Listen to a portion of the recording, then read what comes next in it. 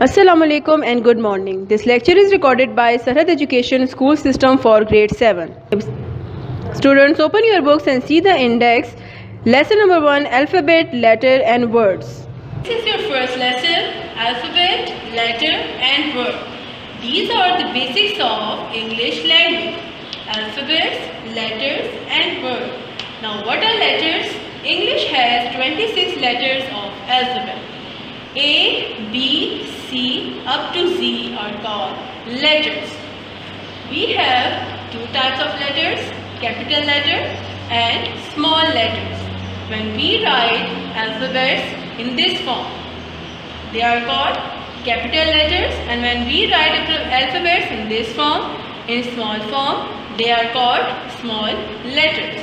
Now alphabets are divided into two parts, vowels, consonants. What are vowels? Vowels are also called even alphabets. What are consonants? They are also called odd alphabets. Now, what are vowels?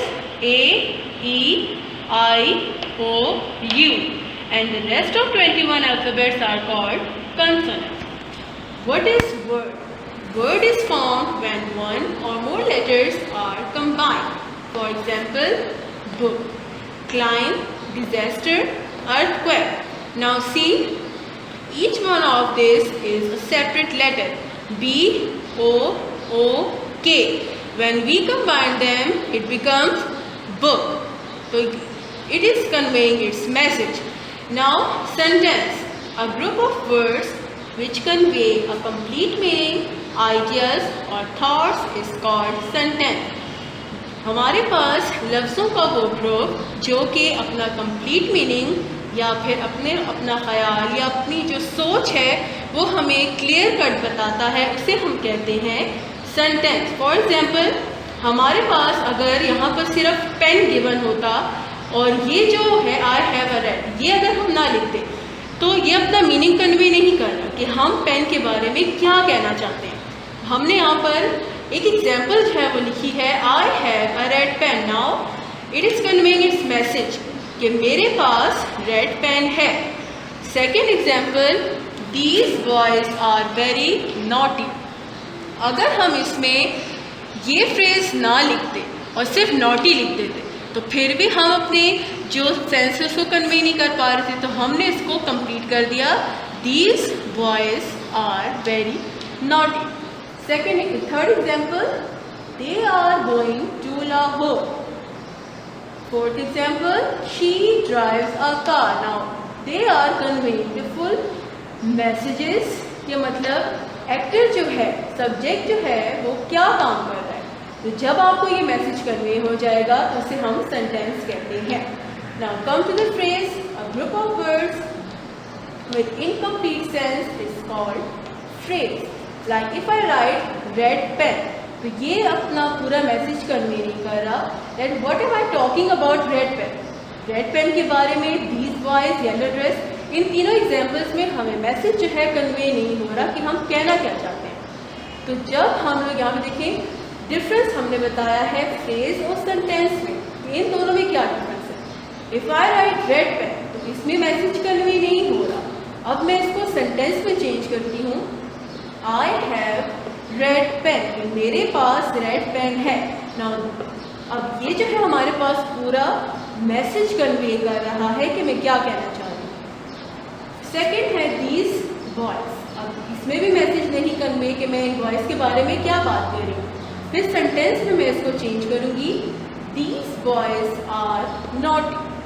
अब ये मैंने इनके बारे में एक idea, एक thought जो है अपनी कंप्लीट बता दी है, तो ये हमारे पास सेंटेंस. Now yellow dress. अब येलो ड्रेस के बारे में मैं क्या बात कन्वे करना चाहती हूँ, वो फ्रेज है जो कि इनकम्प्लीट है. अब सेंटेंस में मैं इसको लिखूँगी, she looks pretty in yellow dress. तो ये मैंने उसके बारे में अपना एक ओपिनियन बता दिया, तो आपको मैसेज कन्वे हो गया कि वो येलो ड्रेस में प्यारी दिखती है. तो this is the difference between phrase and sentence. जब आपके पास पूरा मीनिंग कन्वे नहीं होगा वो फ्रेज कहलाता है, जब आपके पास मैसेज कन्वे हो जाए वो सेंटेंस कहलाता है. Now come to the actor and action. A sentence consists of an actor and an action. हर एक सेंटेंस में हमारे पास ये 2 पार्ट्स मौजूद होते हैं। एक्टर मीन सब्जेक्ट, काम करने वाला। एक्शन मीन्स वर्क, काम। जो भी वर्क, जो भी एक्शन हो रहा होता है उसे हम वर्क कहते हैं। और सेंटेंस में जब तक काम करने वाला मौजूद नहीं है, कोई भी एक्शन परफॉर्म नहीं हो सकता। दिस इज ऑब्वियस कि काम करने वाला होगा फिर ही एक्शन परफॉर्म हो सकता है। नाउ फर्स्ट एग्जांपल देखें, she is delivering her lecture. अब सबसे पहले हमने इसमें सब्जेक्ट देखना है, एक्टर देखना है कि काम करने वाला इसमें क्या है। So she is an actor. Delivering, ये एक काम हो रहा है, एक वर्क हो रहा है, लेक्चर दिया जा रहा है, तो ये हमारे पास एक्शन हो जाएगा। तो जैसे हमने ऊपर कहा कि एक सेंटेंस कंसिस्ट करता है एक्टर और एक्शन पे, तो इस एग्जाम्पल से ये ट्रू हो गया। देखिए, actor and action. Second example, he it's a mango.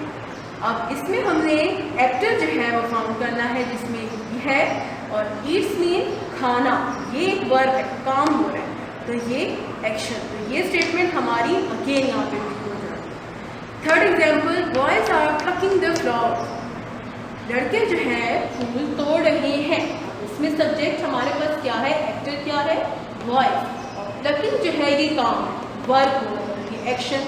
तो ये वाली जो एग्जाम्पल है ये भी हमारे इस डेफिनेशन से कन्फर्म हो गया।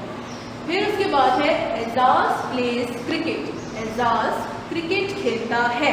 अब इसमें नेम से हमें शो हो गया है कि यही एक्टर हो सकता है, यही सब्जेक्ट हो सकता है। और प्लेज मीन खेलना। प्लेज मीन खेलना, लाइक वर्क। अब हमारे पास ये एक्शन हो गया। तो इस जो हमारे पास ये एग्जाम्पल है उसमें भी एक्टर और एक्शन दोनों हमारे पास मौजूद हैं। तो यहाँ से हमारे पास ये जो डेफिनेशन है ये कंफर्म हो जाती है। फिर नेक्स्ट एग्जाम्पल है, Laiba is working very hard. इसमें सब्जेक्ट हमारे पास, एक्टर हमारे पास लाइबा है, और वर्किंग हमारे पास एक्शन है। यानी लाइबा जो है वो बहुत मेहनत से काम कर रही है। तो ये हमारे पास सब्जेक्ट हो गई, और ये हमारे पास जो काम है वो एक्शन हो गया। लास्ट एग्जाम्पल देखें, they are going to market. अब दे आर गोइंग, कि वो मार्केट जा रहे हैं, तो मीन गोइंग, जाना, ये तो एक एक्शन हो गया। और वो, अब इसमें हमें ये नहीं पता कि ही है, शी है, बहुत ज़्यादा लोग हैं, तो दे जो होगा हमारे पास एक्टर हो जाएगा। तो इन एग्जाम्पल से क्या शो होता है कि सेंटेंस बेस करता है एक्टर पे और एक्शन पे। ऑब्जेक्ट हो या ना हो इससे कोई फर्क नहीं पड़ता, लेकिन इन दोनों का होना बहुत इंपॉर्टेंट होता है।